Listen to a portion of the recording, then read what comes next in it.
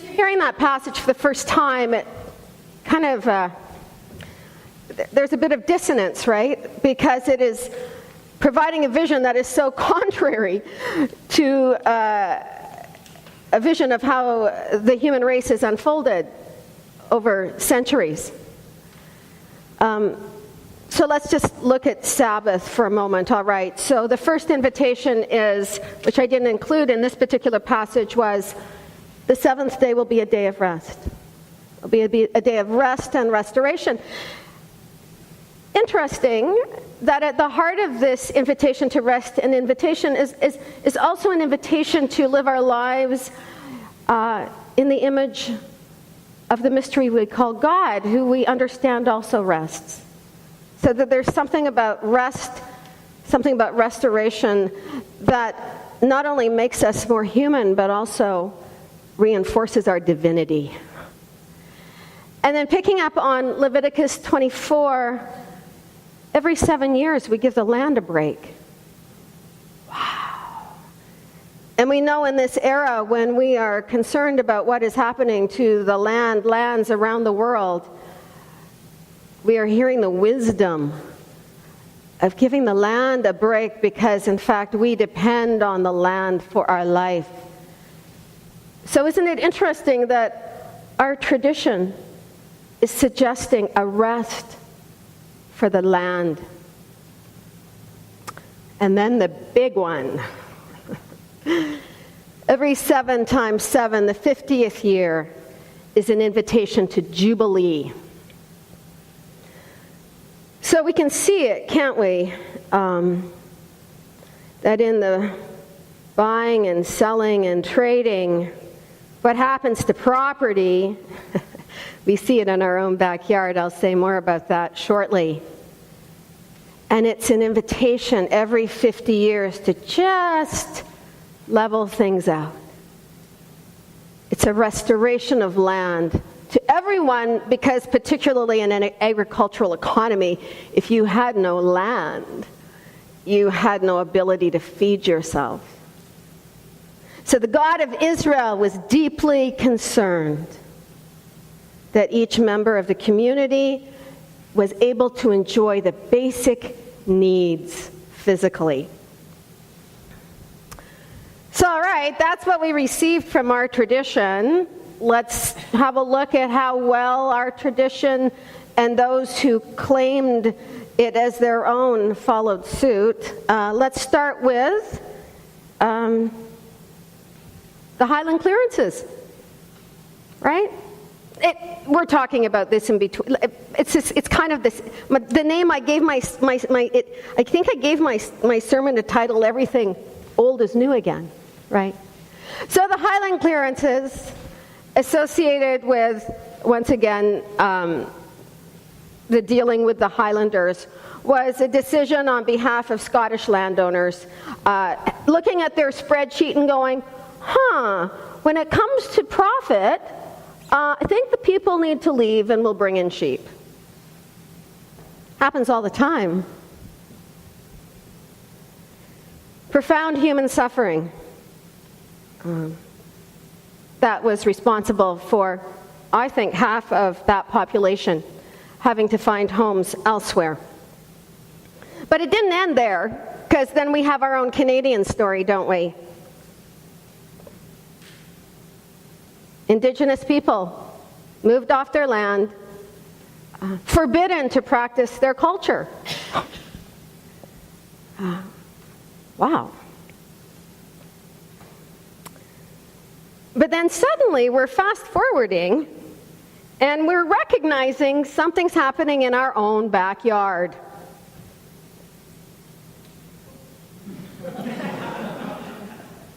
Right?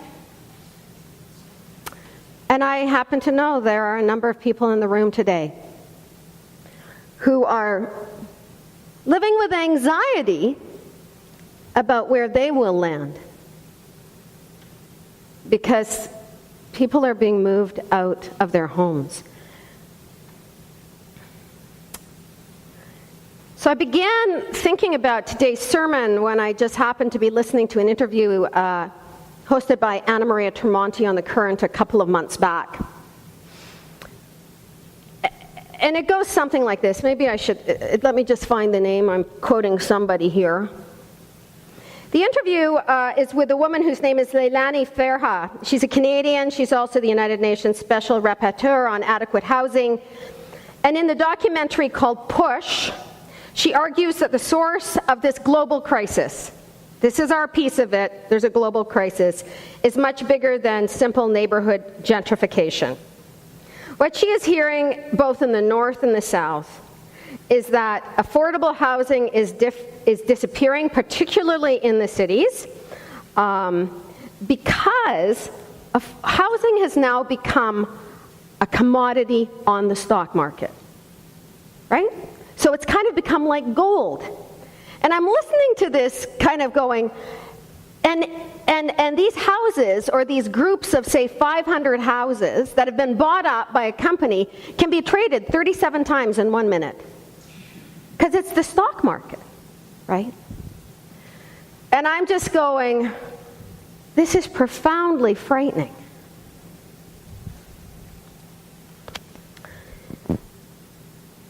So I won't talk to you about the details of how it happens, but it's happening throughout the world. Major cities like Berlin. The companies that oversee these transactions will move into Berlin and buy 2,000 units, just like that. And then the next week it's Copenhagen, then it's Barcelona, Toronto. Many of these units then stand empty. They're not actually houses anymore. They don't actually represent basic needs of human beings anymore. They represent gold for those in whose hands they have landed. I couldn't help but just to see that continuity, right? From post-battle of Culloden, Highland clearances, where does it end?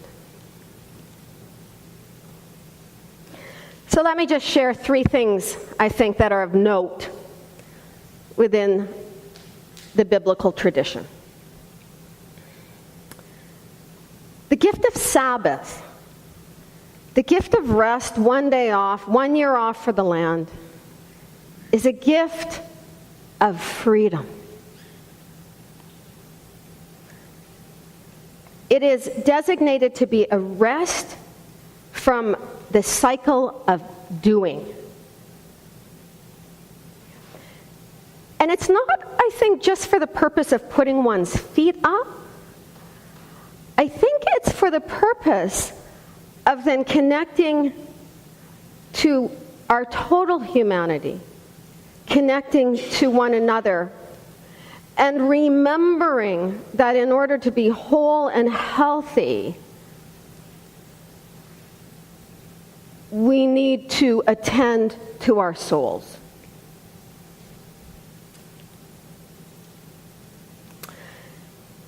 The gift of Jubilee, this every 50 years, is actually a gift of freedom from worrying about how you will survive.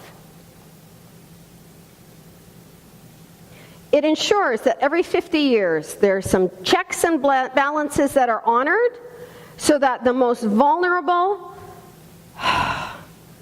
can have a rest from anxiety.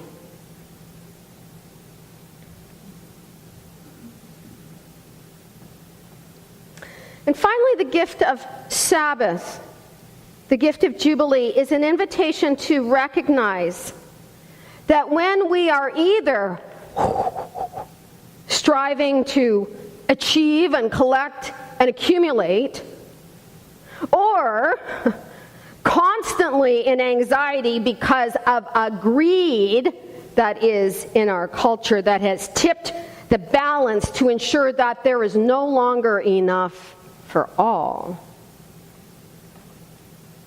All right? So those 2 things. Need more, need more, need more, and there's nothing left for me.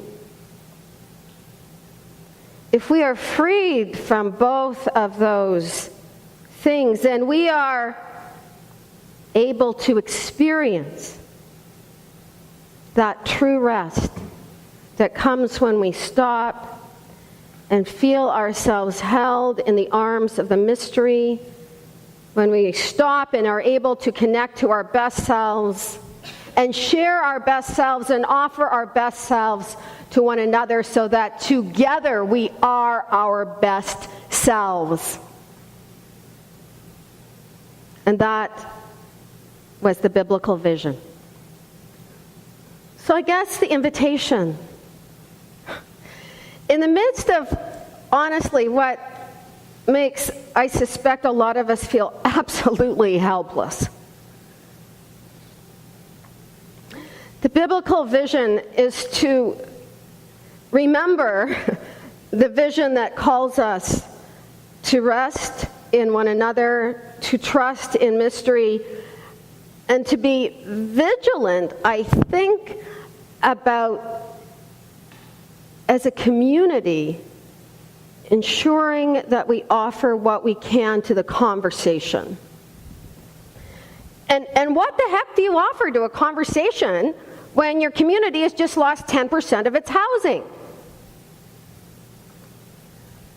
There are no easy answers. There are people in this community who are working towards repairing that reality. But I think at the heart of the Judaic Christian tradition is an invitation to ensure that each one has a place at the table. And so I leave you with that vision. And I challenge you to be vigilant about that vision. Because it's no longer over there, it's here. And we can do better.